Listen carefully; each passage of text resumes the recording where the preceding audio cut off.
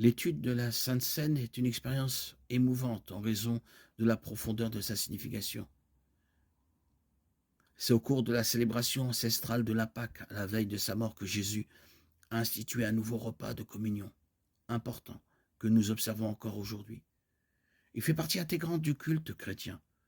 Il nous fait nous souvenir de la mort et de la résurrection de notre Seigneur et nous incite à attendre son retour glorieux dans le futur. La Pâque était la fête la plus sacrée de l'année religieuse juive.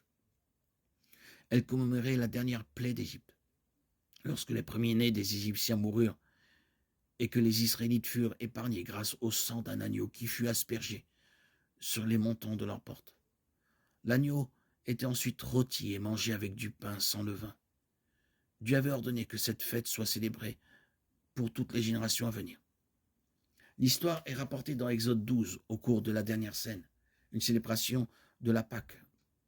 Jésus prit un pain et rendit grâce à Dieu.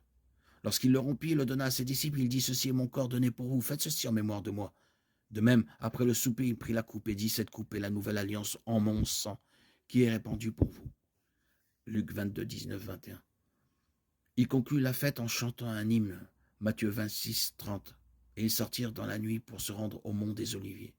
C'est là que, comme prédit, Jésus fut trahi par Judas. Le lendemain, Jésus fut crucifié.